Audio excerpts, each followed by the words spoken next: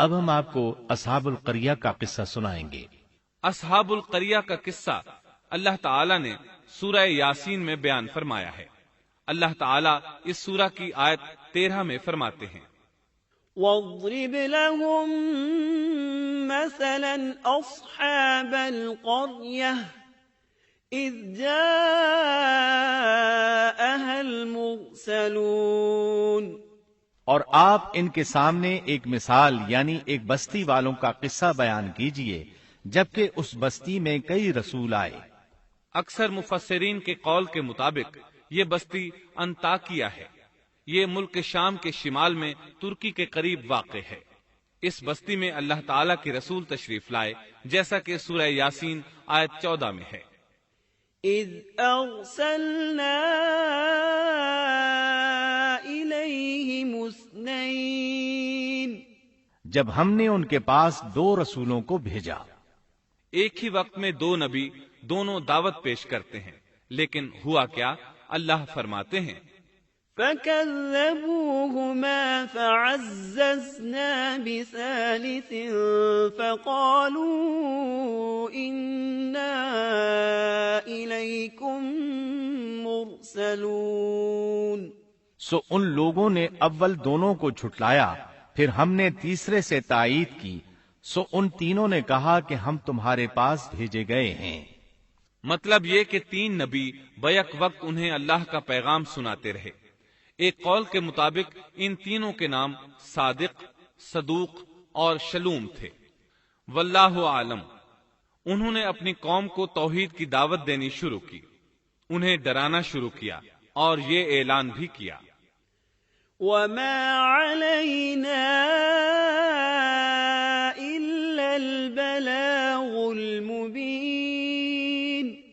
ہمارے ذمے تو صرف واضح طور پر پہنچا دینا ہے۔ تمہیں ہدایت سے سرفراز کرنا ہماری ذمہ داری نہیں، ہدایت صرف اللہ تبارک و تعالی کے اختیار میں ہے۔ ان میں سے کچھ بدبخت لوگ سابقہ بدبخت قوموں کی طرح کہنے لگے، قالوا ما أنتم إلا بشر مثلنا وما أنزل الرحمن من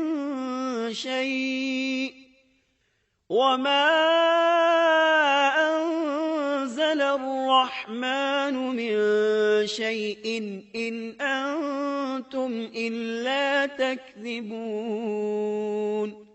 ان لوگوں نے کہا تم تو ہماری طرح معمولی آدمی ہو اور رحمان نے کوئی چیز نازل نہیں کی، تم نرا جھوٹ بولتے ہو۔ انبیاء کرام ان لوگوں کو دعوت حق دیتے رہے، توحید کا پیغام سناتے رہے، لیکن وہ لوگ اپنے کفر ہی پر ڈٹے رہے۔ قالوا إنا تطيرنا بكم لئن لم تنتهوا لنرجمنكم وليمسنكم منا عذاب أليم۔ انہوں نے کہا کہ ہم تو تمہیں منحوس سمجھتے ہیں، اگر تم باز نہ آئے تو ہم پتھروں سے تمہارا کام تمام کر دیں گے اور تمہیں ہماری طرف سے سخت تکلیف پہنچے گی۔ پہلے تو انہیں منحوس قرار دیا، پھر سنسار کرنے کی دھمکی دی، سخت سزا کی باتیں کرنے لگے۔ انبیاء نے انہیں جو جواب دیا سورہ یاسین آیت 19 میں اس طرح ہے، قالوا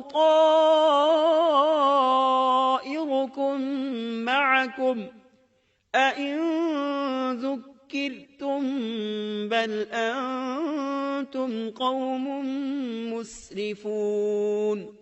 ان رسولوں نے کہا کہ تمہاری نحوست تمہارے ساتھ ہی لگی ہوئی ہے، کیا اس کو نحوست سمجھتے ہو کہ تمہیں نصیحت کی جائے، بلکہ تم حد سے نکل جانے والے لوگ ہو۔ مطلب یہ تھا کہ تم سابقہ قوموں سے بھی آگے بڑھ چکے ہو، ان تمام حدوں کو پھلانگ چکے ہو جن کی وجہ سے سابقہ قومیں تباہ و برباد ہوئیں۔ اب تم نے اس آخری حد کو چھو لیا ہے جس پر عذاب آ جایا کرتا ہے۔ اب بھی وقت ہے، ہماری بات مان لو۔ یہ بحث ہو رہی تھی کہ ایک آدمی وہاں آ پہنچا، اس نے خطرہ محسوس کر لیا تھا، جان چکا تھا کہ یہ قوم بھی سابقہ قوموں کی طرح حدود کو پھلانگ چکی ہے، اسے عذاب آتا محسوس ہو رہا تھا۔ اکثر مورخین کا کہنا ہے کہ وہ شخص حبیب نجار تھا۔ سورہ یاسین آیت 20 میں ہے۔ وجاء من أقصى المدينة رجل يسعى اور ایک شخص اس شہر کے آخری حصے سے دوڑتا ہوا آیا۔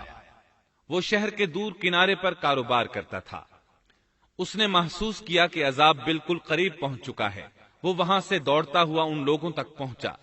سورہ یاسین آیت 20 اور 21 میں اللہ تعالی فرماتے ہیں، وجاء من أقصى المدينة رجل يسعى قال يا قوم اتبعوا المرسلين اتبعوا من لا يسألكم أجرا وهم مهتدون۔ اور ایک شخص اس شہر کے آخری حصے سے دوڑتا ہوا آیا اور کہنے لگا، اے میری قوم، ان رسولوں کی راہ پر چلو، ایسے لوگوں کی راہ پر جو تم سے کوئی معاوضہ نہیں مانگتے اور وہ راہ راست پر ہیں۔ مطلب یہ کہ رسول تو تمہیں نیکی اور بھلائی کا حکم دیتے ہیں، کسی برائی کا حکم تو نہیں دیتے۔ ان کا اخلاق بھی عظیم ہے، یہ تم سے کسی اجرت کا سوال بھی نہیں کرتے۔ اس کے بعد اس نے جو کہا آیت 22 اور 23 میں مذکور ہے، وما لي لا أعبد الذي فطرني وإليه ترجعون أأتخذ من دونه آلهة إن يردني الرحمن بضر لا تغن عني شفاعتهم شيئا ولا ينقذون۔ اور مجھے کیا ہو گیا ہے کہ میں اس کی عبادت نہ کروں جس نے مجھے پیدا کیا، اور تم سب اسی کی طرف لوٹائے جاؤ گے۔ کیا میں اسے چھوڑ کر ایسوں کو معبود بناؤں کہ اگر رحمان مجھے کوئی نقصان پہنچانا چاہے تو ان کی سفارش مجھے کچھ بھی نفع نہ پہنچا سکے اور نہ وہ مجھے بچا سکیں۔ یہ جھوٹے معبود تو مجھے بچانے یا چھڑوانے کی ذرا بھی طاقت نہیں رکھتے۔ اگر اللہ تعالیٰ مجھے کسی طرح کی تکلیف پہنچانا چاہیں تو یہ میرے کچھ بھی کام نہیں آ سکتے۔ سورہ یاسین آیت 24 اور 25 میں آتا ہے، إني إذا لفي ضلال مبين إني آمنت بربكم فاسمعون۔ پھر تو میں یقیناً کھلی گمراہی میں ہوں، میری سنو، میں تو سچے دل سے تم سب کے رب پر ایمان لا چکا۔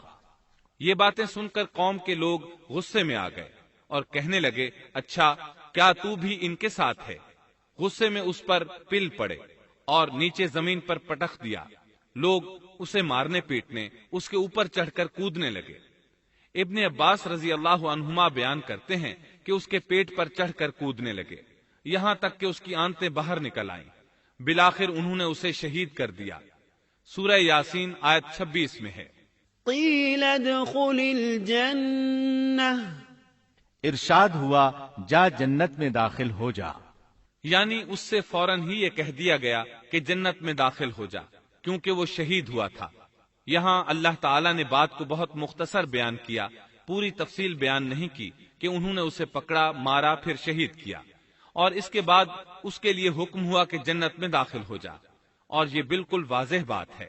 وہ فوراً جنت میں داخل ہو گیا، اور جو ہی وہ جنت میں داخل ہوا کہنے لگا، قال يا ليت قومي يعلمون بما غفر لي ربي وجعلني من المكرمين۔ کہنے لگا کاش میری قوم کو بھی علم ہو جاتا کہ میرے پروردگار نے مجھے بخش دیا اور مجھے عزت داروں میں شامل کر دیا۔ بس شہید ہوتے ہی سب گناہ ختم ہو گئے۔ اللہ کے راستے میں شہادت سے بڑھ کر کوئی شہادت ہو بھی تو نہیں سکتی۔ اللہ تعالیٰ کی بارگاہ میں دعا ہے وہ ہم سب کو بھی اپنی راہ میں شہادت نصیب فرمائے، اس لیے کہ شہید کو اللہ کی طرف سے وہ اعزاز اور اکرام ملتا ہے جو کسی اور کو نصیب نہیں ہوتا۔ اب اس قوم کی سنیے جس نے اسے شہید کیا تھا۔ اللہ تعالیٰ سورہ یاسین آیت 28 اور 29 میں فرماتے ہیں، وما أنزلنا على قومه من بعده من جند من السماء وما كنا منزلين إن كانت إلا صيحة واحدة فإذا هم خامدون۔ اس کے بعد ہم نے اس کی قوم پر آسمان سے کوئی لشکر نہیں اتارا اور نہ اس طرح ہم اتارا کرتے ہیں، وہ تو صرف ایک زور کی چیخ تھی کہ یکایک وہ سب بجھ بجھا گئے۔ اس موقع پر جبریل علیہ السلام اکیلے ہی آئے تھے اور انہوں نے ایک چیخ ماری تھی اور بس وہ سب کے سب اسی دم بجھ گئے، مر گئے۔ اللہ تعالی آیت 30 میں فرماتے ہیں، يا حسرة على العباد ما يأتيهم من رسول إلا كانوا به يستهزئون۔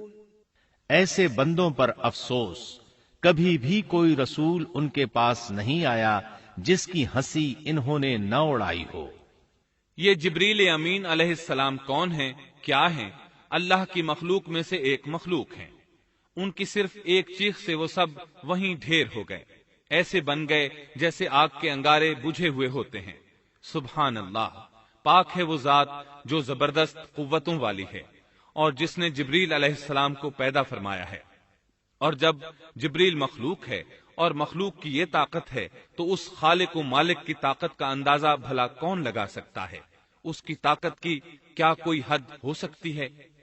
یہ قصہ تھا اصحاب القریہ کا جنہوں نے پیغمبروں کو جھٹلایا، اور یہ تھے چند ایک واقعات ان نبیوں اور قوموں کے اور ان کی بستیوں کے جو سیدنا ابراہیم علیہ السلام اور سیدنا شعیب علیہ السلام کے درمیانی زمانے میں ہوئے، جن کے واقعات اللہ تعالیٰ نے ہمارے لیے قرآن کریم میں بیان فرمائے۔